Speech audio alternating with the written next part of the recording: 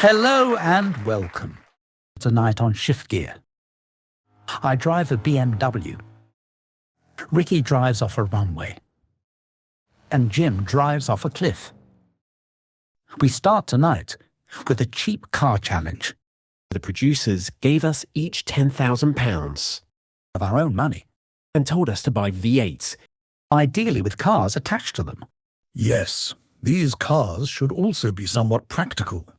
And we also weren't allowed to buy them from within the UK. They all had to be imported from abroad sight unseen. We were then told to meet in a car park at a place. I was the first to arrive. And as you can see, I've done this properly. This is a Mercedes-Benz E55 AMG, and it's the estate. All of this, as the Germans would say, Caffolity, set me back just £7,500. At this point, my colleague arrived in the wrong car.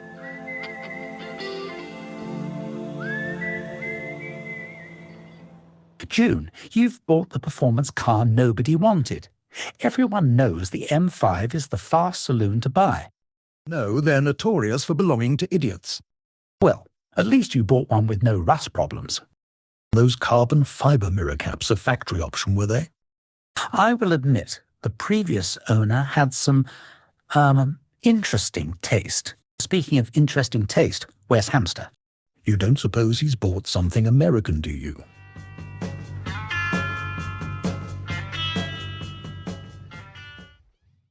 Hamster, you idiot.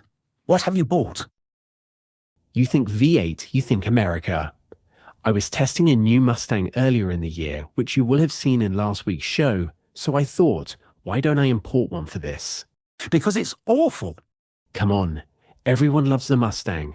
Well, they're certainly a crowd pleaser. You can't drive an American car in Britain, Hamster.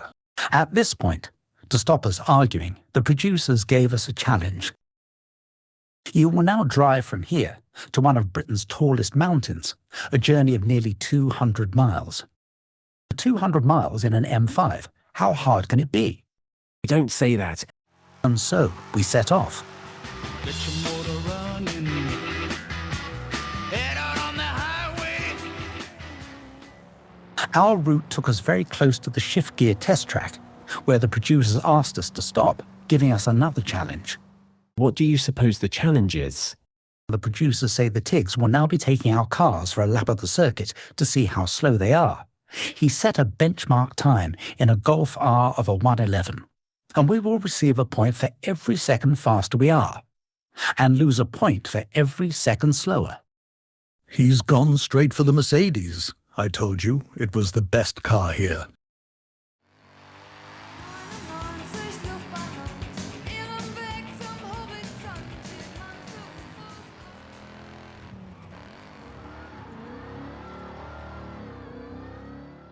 Ooh! It does look like it's fighting him.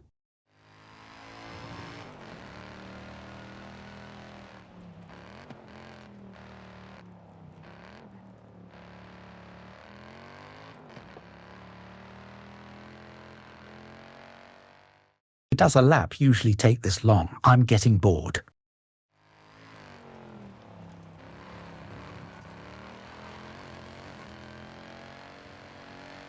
The Mercedes did a 1:12.6.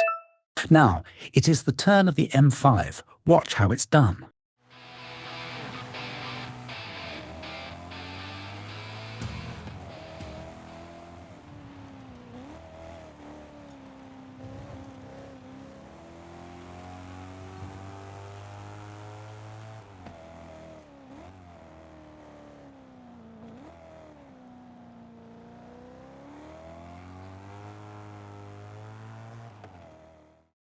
See, it looks magnificent out there.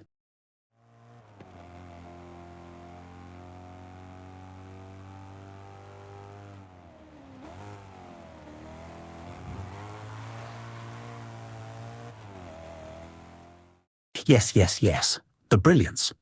The M5 did a blistering lap, a 1:10.9. Now it's time for the Mustang. Good luck, Tiggs.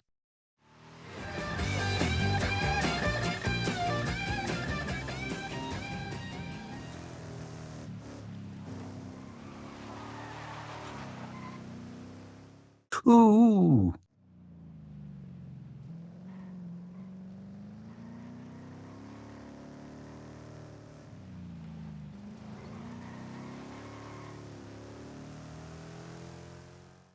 That was terrible. The Mustang's lap was a dismal 1:15.4. I have to admit, I was rather hoping it would do a bit better than that. Well then, I suppose it's time to get back on the road. No, you see, the producer said that, whilst we are here, we will also test our car's top speeds, or more accurately, how fast we dare drive them. You see, the shift gear track is in the process of being dug up to make room for our housing estate. You must reach the highest speed you can, and then stop before you reach the building work at the end of the runway. And so, I set off for my attempt. Buffeting.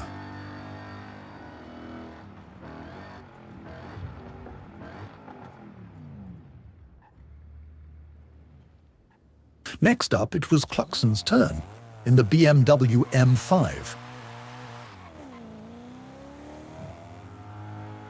Mustn't lose to Jim. Mustn't lose to Jim.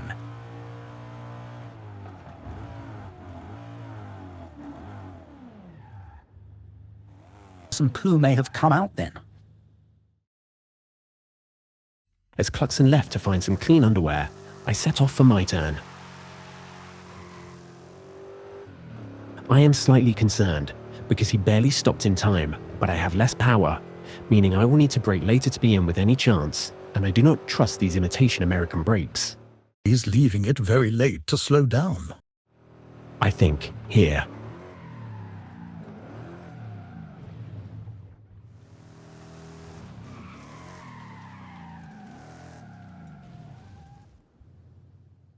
What an idiot. Anyway, we must now compare results. June, the Mercedes. 137. Haha, the BMW 138. No. And the Mustang. Aha, well, 129. I'm sorry, 129. Hamster, you missed the end of the runway and still only managed a top speed worthy of a snail. I could have been killed. And you'd have still lost. And so, having finished at the track, we once again hit the road. On the road again. I'm on the road again. But I'm so tired of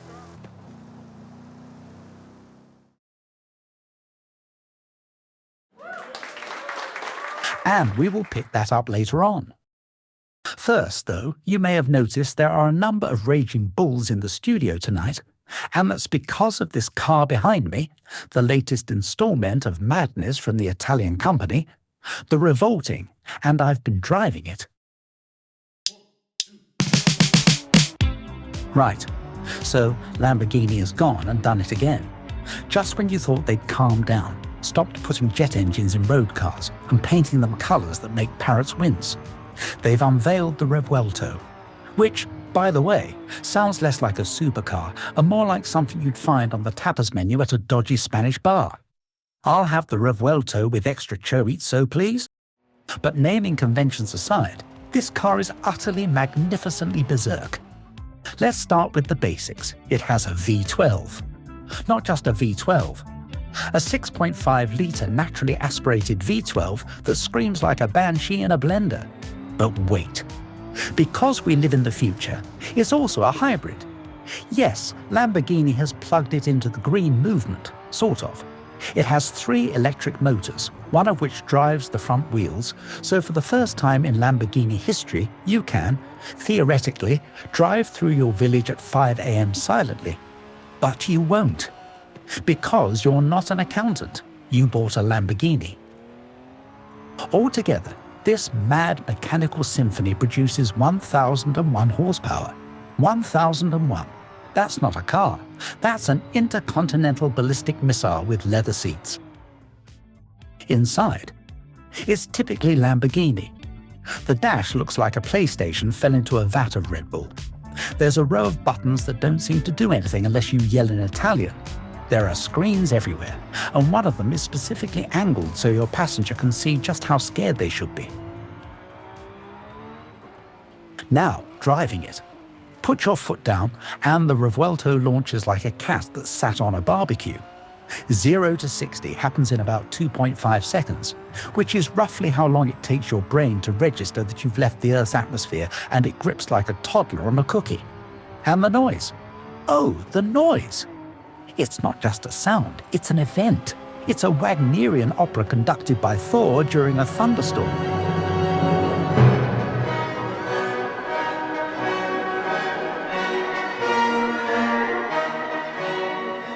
Is it comfortable? Not really. Is it practical? Don't be ridiculous. Is it sensible? Only if you've suffered a recent head injury. But do you care? No. Because this is the most Lamborghini have made in years. It's loud, it's bright, it's fast, and it makes absolutely no sense. And thank God for that. The Lamborghini Revuelto is not just a car, it's a statement.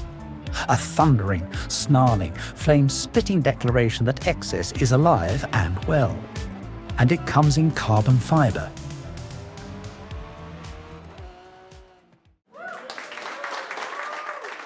Thank you. Thank you. So, you like it then? It is a fantastic car. And now we must see how fantastic by handing it to someone more angry than any raging bull, the Tiggs. No issues on the launch thanks to the all-wheel drive system.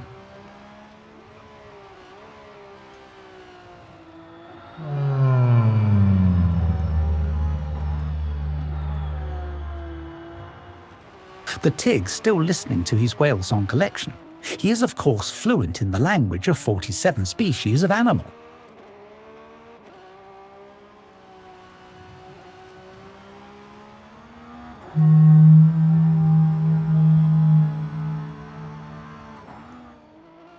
Into the last couple of corners and across the line. The Revolting did it in a 57.2, a full second faster than the rear-wheel drive 296, but still a way off that McLaren Senna at the top of the board. That is an impressive lap time. Not bad at all. Now, earlier on, we bought cheap V8 cars without having ever seen them before. I had bought an excellent Mercedes. My BMW M5 was by far the best car, having won everything so far. And Hamster's Mustang was slow and impractical. We pick things up as we approach our destination.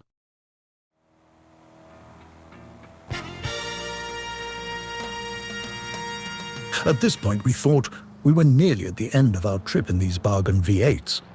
But then the producers informed us there was one more challenge. Chaps, I've just received a message from the producers. They say that reaching the mountain is not the finish line.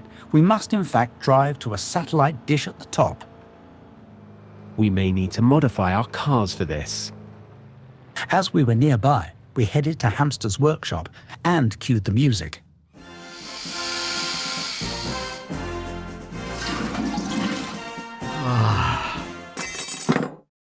And with that, we were ready.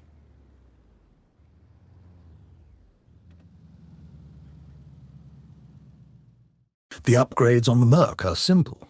Off-road tires and wheels, raised suspension, and a sticker explaining the new meaning of AMG. I also painted over the rust. I was assured this was the correct color.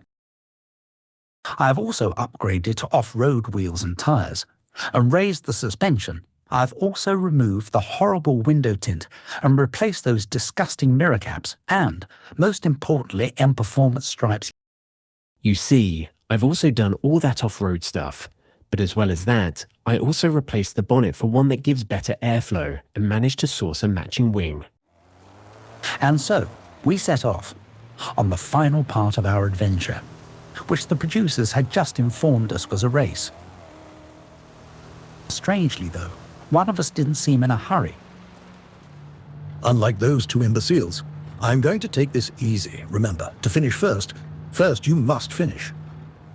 Unfortunately for Jim, though, he had not considered that if you all finished the race, then being the fastest is also important.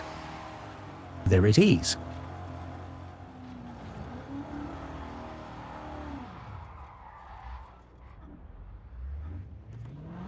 Edit that out. I think that makes me the winner. And not that long later, Hamster made it too. Hamster? Yes, yes, you won in the faster car. None of my modifications made this any faster. Will you now admit the M5 is the best car here? No, it just has more power than the Mustang. And so does the Merc. How is June not here yet? By now, June had at least realized speed was important in a race. But in speeding up, he had discovered something. The brakes don't work. The modifications appear to have caused the car to no longer stop. I don't think he's stopping. Ow. Ouch. Well, I suppose that's that then. Back to the studio. Sadly, Jim was killed in that film. Yes, he was. So, if you would like a job on Shift Gear, write to us at I would be a whole lot faster than Jim, Shift Gear, Dansfield, or message us on an internet. Anyway, we must add up the scores. The BMW was 1 second faster than the Tiggs, so that is 1 point for me. The Merc was 1 second slower, so that's -1, and the Mustang was an entire 4 seconds slower, so that's -4, I'm afraid. Then we move on to top speed. The BMW reached 138, the Merc 137, and the Mustang 129, although you missed the end of the runway Hamster, so that's -1,000,000. How did you work that one out? And finally, the Satellite Mountain Climb Rally Challenge. I won that, so I get 5 points. Hamster was second, so that's 0. Hang on, why is that 0? It just is Hamster. I don't make the rules here. And Jim died, so that's -1,000,000. Which means in last place is Hamster, with -1,004,004. Then Jim with -999,864. So the BMW wins by an enormous margin with 148 points. How can I possibly lose to somebody who is dead? I don't know, but you can, and you did, and on that slight annoyance. For you, it's time to end. Thank you very much for watching. Good night.